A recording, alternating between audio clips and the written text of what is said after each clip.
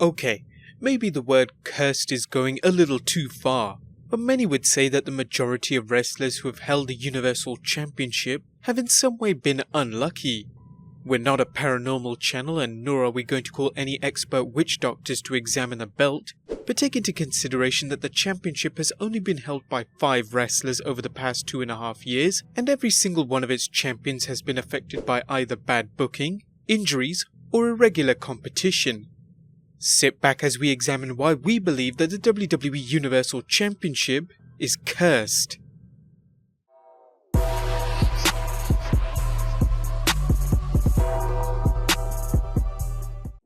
Number 1. The initial reception of the title was poorly received. The Universal Championship was introduced as a World Heavyweight Championship belt exclusive to the Raw brand.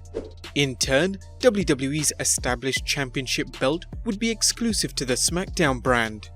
The belt would be established on 25th July 2016 and was named in honor of its fans, the WWE Universe. However, upon its unveiling at SummerSlam by the then Raw General Manager Mick Foley and Raw's Commissioner Stephanie McMahon, its tribute to the fans backfired, as fans branded the belt to be ugly and chanted, "That belt's stupid." It also led to a barrage of WWE fans mocking the belt on social media and received mixed feelings from wrestling journalists. Its backlash was immediately heard, as during its reveal at SummerSlam, there were audible boos throughout the Barclays Center. The WWE Universal Championship.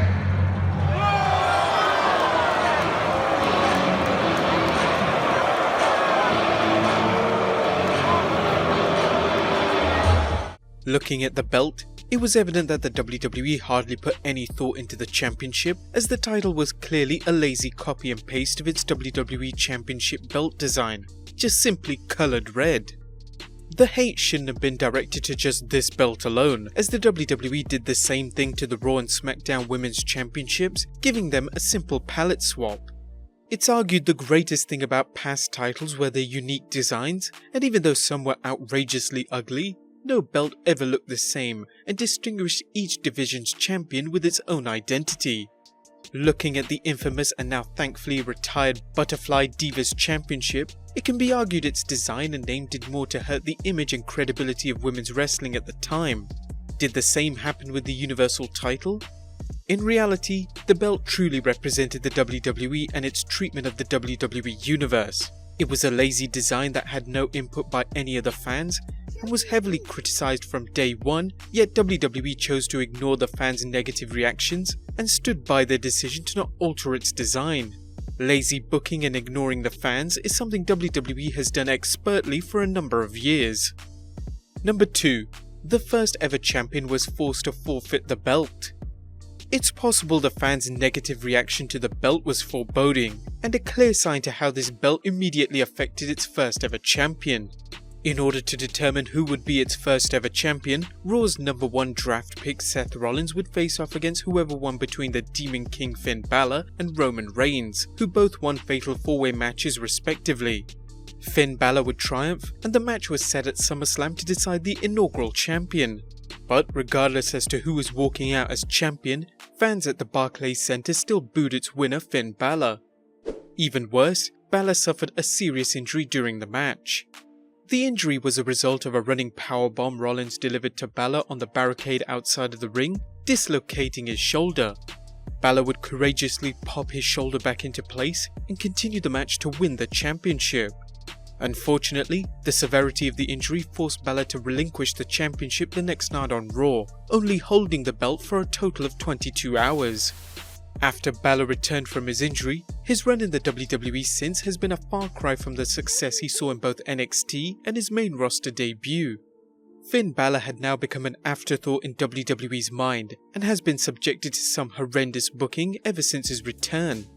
It puzzles us how WWE had just soured on him, as Balor did not change his work rate in the ring, or work ethic for that matter, but ever since his return, he has been regulated to just being a mid-card act and a convenience for the WWE. It would only take 2 whole years before Balor would even be given another shot at the title, and despite still being a fan favourite, Balor would lose to Roman Reigns on an edition of Monday Night Raw. Number 3. no one has backed a champion. Had it not been for his unfortunate injury, Finn Balor was a champion that fans would have been behind, but we wouldn't know how his run would ever pan out. Its second champion Kevin Owens would capture the vacant title in a fatal 4-way elimination match on Monday Night Raw, and whilst there was promise in the former NXT champion, through no fault of his own, his championship run was a complete flop.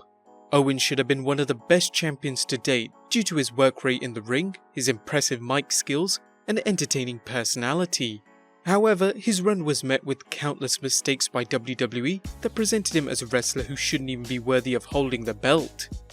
By far the worst decision that was made involved his defeat to a wrestler who had not only just returned, but was 20 years his senior, beating him in a matter of seconds. Even though Goldberg's return was over with the crowd and many had no problem with him defeating Lesnar in such short time at the Survivor Series pay-per-view, the decision to have him beat Kevin Owens in such a short time led to his immediate downfall. With the strap, Goldberg would be booed, primarily due to WWE's decision to put the belt on not just an older wrestler, but a part-timer. WWE was adamant on having a Lesnar and Goldberg rematch at WrestleMania 34, with Goldberg dropping the belt to him. However, in doing so, WWE would shoot themselves in the foot once again, with Lesnar being one of the most controversial champions in WWE history. Its fifth and final champion, Roman Reigns, was yet again another champion that fans never wanted to see or back. Number 4. Atrocious Booking. As one of WWE's most controversial champions in history, Brock Lesnar would hold the belt for 549 days and be considered so far as having the longest reign as Universal Champion.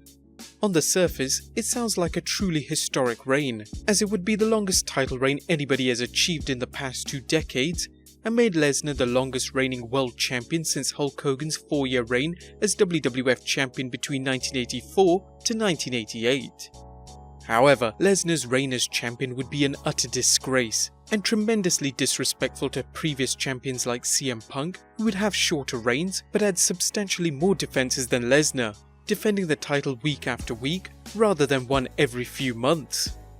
In fact, Lesnar would defend the belt only 16 times, which is shocking compared to CM Punk's 434-day reign, where he defended the belt 145 times.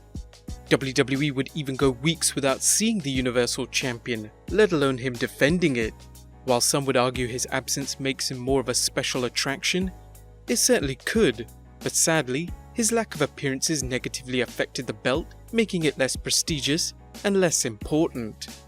His run with the championship was so bad, it was the only situation where Roman Reigns was cheered for winning the championship, as the fans were sick and tired of seeing the belt being off television for so long. Now, don't get us wrong, it would be impossible for any championship to be booked perfectly, but it seems more than just a coincidence that a single belt could be badly booked ever since it was introduced. And number 5. It's forced WWE to change major plans. Last week on Monday Night Raw, Roman Reigns made the upsetting announcement that he had been diagnosed with cancer 11 years ago, and that the cancer has now returned after going into remission. Consequently, Reigns was forced to drop the Universal Championship, as he must now battle a cancer with a long schedule of treatment and thus unable to act as champion. Now, for those who think we are saying that this belt gave Roman Reigns cancer, please stop the video and close the tab. We certainly don't think that this is the case. However, Roman Reigns' announcement has put the WWE in a predicament, as they have been forced to choose a new Universal Champion, and considering WWE just lost one of its biggest stars, they'll be forced to change a number of plans leading up to WrestleMania 35, WWE's biggest pay-per-view of the year. If you happen to have a spare couple of minutes, be sure to check out our recent video on 6 major plans the WWE has now changed due to Roman Reigns' abrupt departure. The belt in its current state is vacant, and we are guaranteed to have a new Universal Champion at the Crown Jewel pay-per-view on November 2nd. It could either be on the shoulders of the Beast Incarnate once again, or for the first time ever, the monster among men Braun Strowman. Could the new title holder break its curse and become a successful champion? Only time will tell. But even if you don't believe in such a superstition, it's still fair to say the Universal Championship has had the worst track record than any other championship in WWE. What do you guys think? Let us know in the comments down below, subscribe if you haven't already, and I'll see you next time with some more wrestling content.